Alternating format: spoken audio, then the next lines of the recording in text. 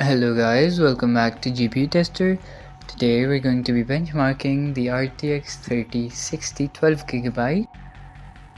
You can see the specifications of the card on the screen right now, and I'll also show you the test bench we'll be using.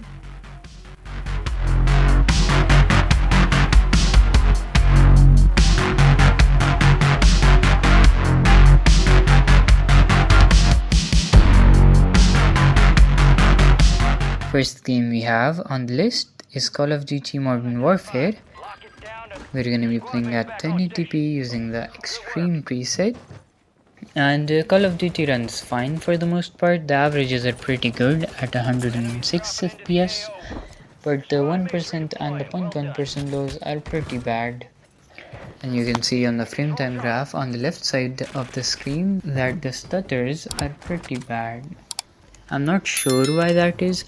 I haven't really experienced the same stuttering with other cards. Let me know in the comments if you face this issue and if you do know of any fix for it. But it's not a very good experience despite the average FPS being pretty high.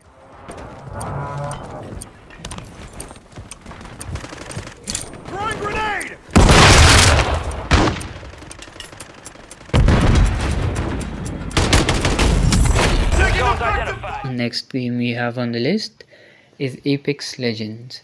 We're going to be playing at 1080p using the highest quality settings. In terms of FPS, we get an average of 140 with 1% lows coming in at 84 and the 0.1% lows come in at 9. However, that is not indicative of the actual experience, and that was just a single stutter, so I don't think it ruins the whole gaming experience, but it definitely is a pretty big stutter, even if there aren't many of them.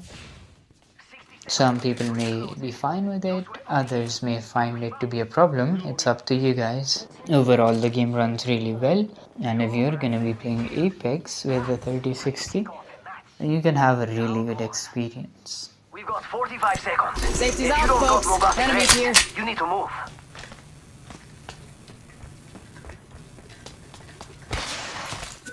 Next game on the list is Starfield.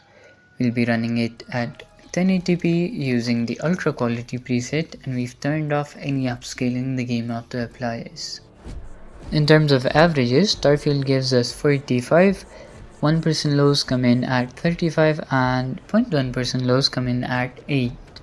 Again, it's the same case with Apex. This is not indicative of the actual experience I got, because it's a once in a while stutter. It's not a game that stutters a lot.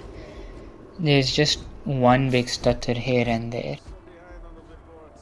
Also, Starfield does have a really great implementation of both FSR and DLSS, so if you really want to get higher FPS, then you can try turning FSR or DLSS on.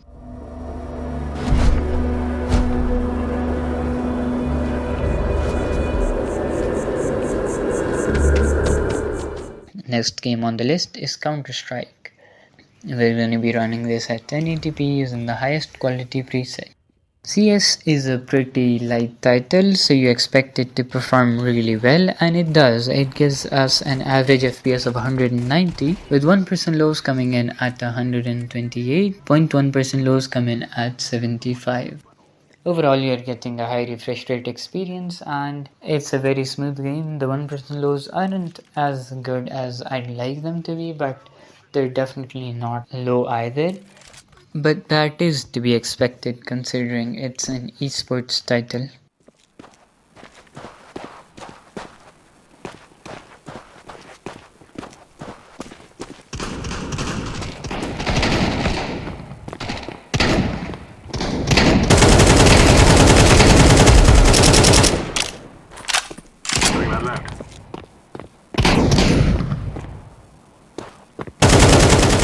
Next game on the list is Star Wars Jedi Survivor. We're going to be playing at 1080p using the epic quality settings. In terms of averages, we get an average FPS of 55, the 1% lows and the 0.1% lows come in at 42 and 30 respectively. And it's not bad, it's actually a lot better than Starfield. Again, there are those occasional stutters here and there. What's also interesting is that if you look at the VRAM usage, we're using over 10 gigabytes of VRAM when this game doesn't really require that much. I believe that is because it is caching some of the textures so that it doesn't have to stutter every time it loads them.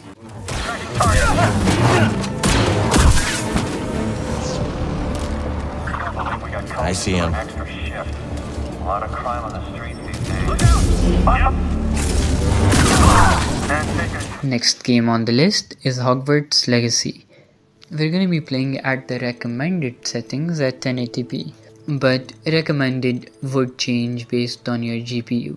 In terms of FPS, we get an average FPS. In terms of averages, we get 70, and the 1% lows come in at 39, 0.1% lows come in at 29. And this is another title where the game uses more than 8 gigabytes of VRAM. And keep in mind, this is 1080p, it's not 1440p or 4K or something, it's 1080p and it's still using so much VRAM. That said, it's a very slow paced game, so the FPS really don't matter much. The stutters are present, but they're not game breaking. So with the 3060 you can get a decent experience.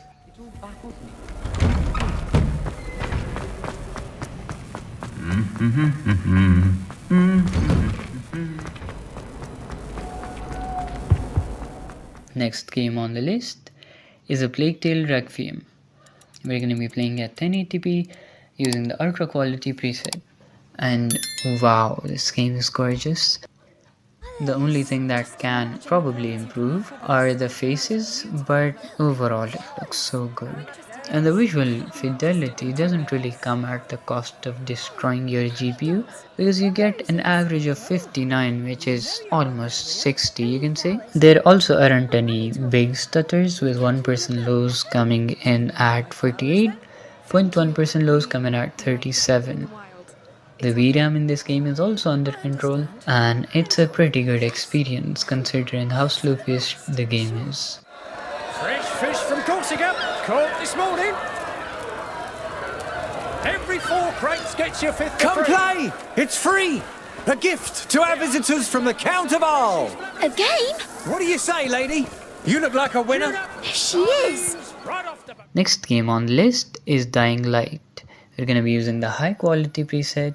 We're going to be running this at 1080p. Dying Light actually runs pretty well without major stutters as well. The average FPS, 1% lows and 0.1% lows are as follows: 64, 52 and 48 in order. And although Dying Light 2 is not really a visual masterpiece, it does look really good, and it's nice to see the 3060 getting some good numbers.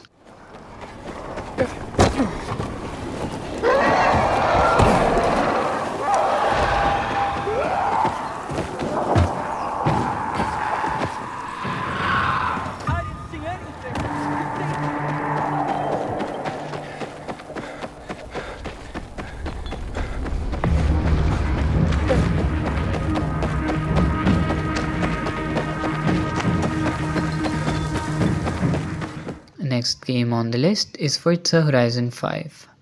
We're gonna be running this at 1080p using the extreme preset, and we can see that our average is pretty nice at 83, but it's the 0.1% lows I'm really impressed about.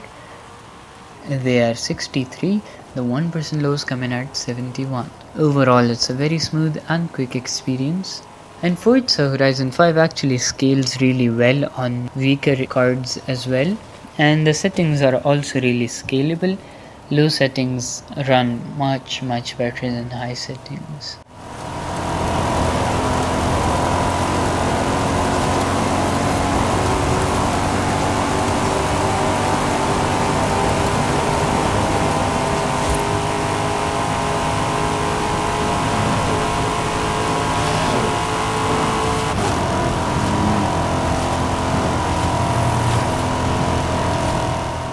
Next game we have on the list is Cyberpunk.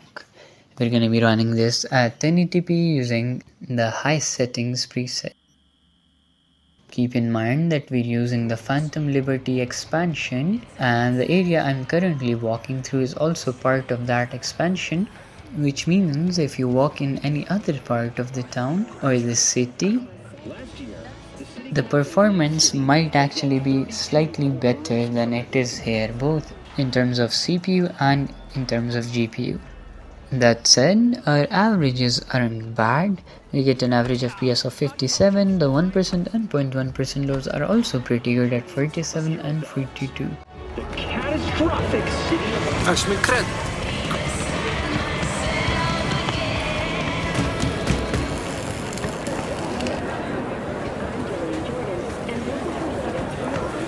You got any room to spare? Room? Girl, we got a mattress with your name on it. Welcome to... Next game we have on the list is Need for Speed Heat.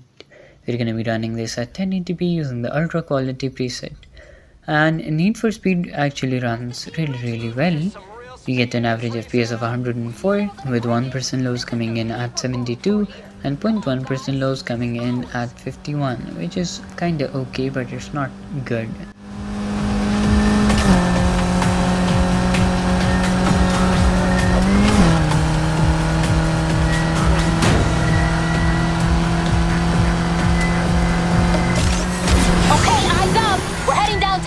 Expect trouble!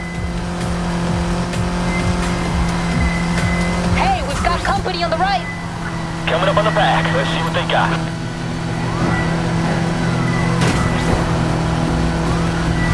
Shit, I think I know this cop. Aw, cute. I'm serious. He's bad news. We scored big on this one. There's some prime hunting here. Next game we have on the list is God of War. We're gonna be running this at the ultra preset at 1080p. God of War gives us an average FPS of 63, followed by 51 for the 1% lows and 47 for the 0.1% lows. The overall experience is really good, and this game is one I'd want all of you to try out because it is a very good game. Dead grow ever more numerous. Once the roads and trails would have been full of people.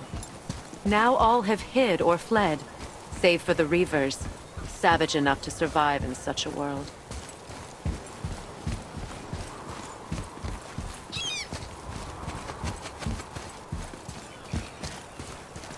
Make a right at the bottom of these stairs.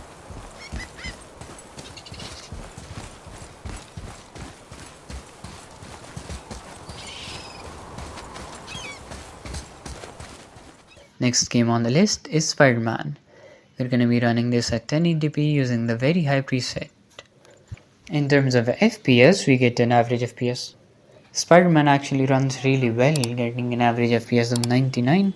The 1% lows come in at 87 and the 0.1% lows come in at 42. The 0.1% lows aren't great, but the overall experience I had while playing was pretty good, so I don't think it should bother most of you guys.